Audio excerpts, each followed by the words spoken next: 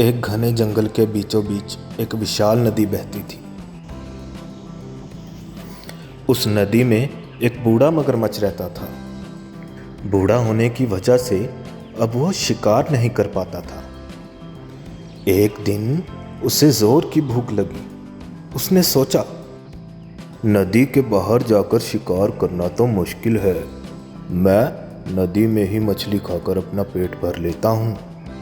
जैसे ही वो मछली पकड़ने लगा, मछली उसके हाथ से निकल गई। तो वो भूखा थका हारा नदी के किनारे जामुन के पेड़ के नीचे जाकर आराम करने लगा। उस पेड़ पर एक टिंकू नाम का बंदर जामुन खा रहा था। उसकी नज़र बंदर पर पड़ी। उसने उससे पूछा, बंदर भाई, तुम क्या खा रहे हो?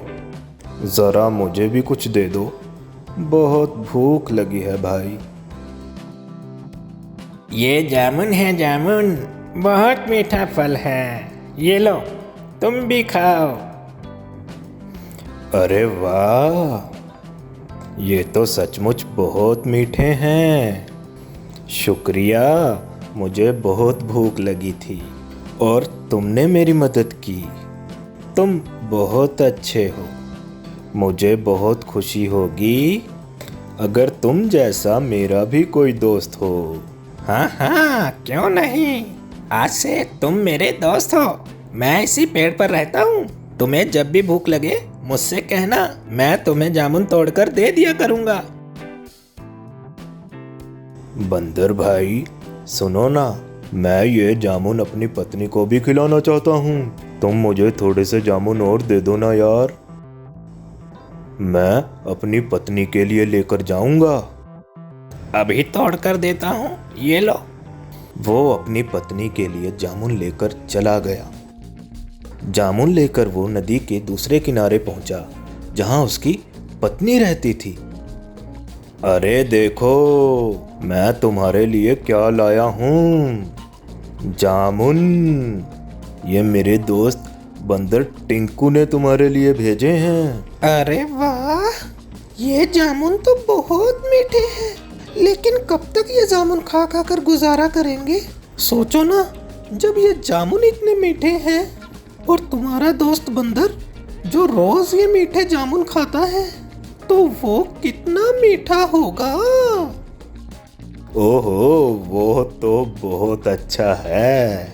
वो खुद भी खाता है और मुझे भी खिलाता है। मैं सोच रही हूँ उसका दिल कितना मीठा होगा, और बहुत दिनों से मांस का स्वाद भी नहीं चखा है। तुम मुझे उसका दिल ला कर दो ना। मैं ये कैसे कर सकता हूँ? टिंकू बंदर मेरा दोस्त है, उसके साथ धोखा कैसे कर सकता हूँ? अगर मैं उसका दिल ले आया तो वो मर जाएगा।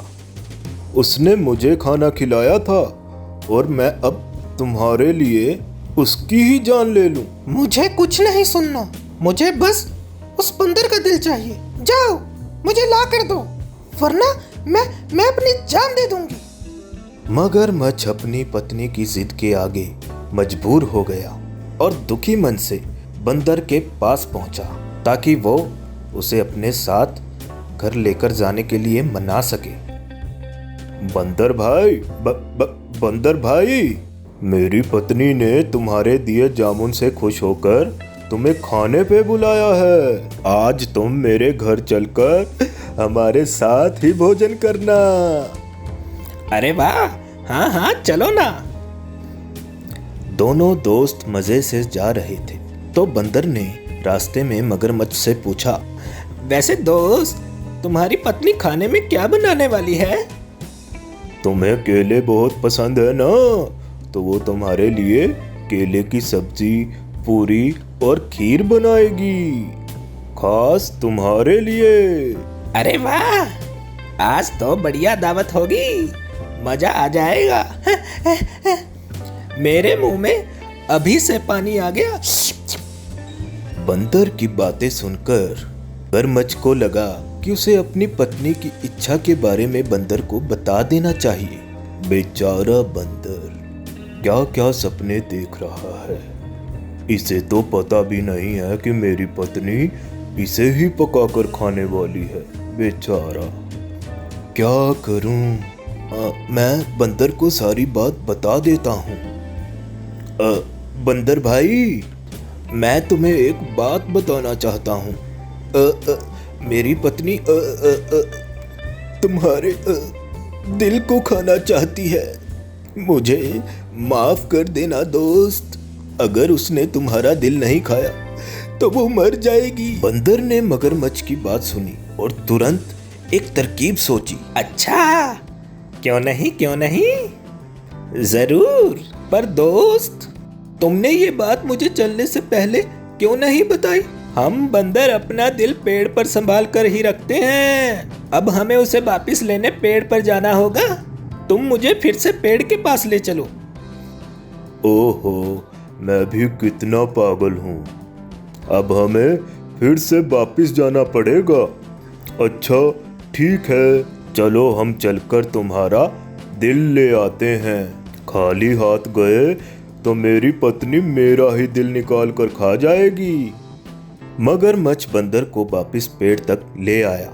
बंदर जैसे ही अपने पेड़ के पास पहुंचा, कूदकर अपने पेड़ पर चढ़ गया और मगरमच्छ से बोला, अरे बेवकूफ, क्या कोई अपना दिल बाहर निकाल कर जिंदा रह सकता है?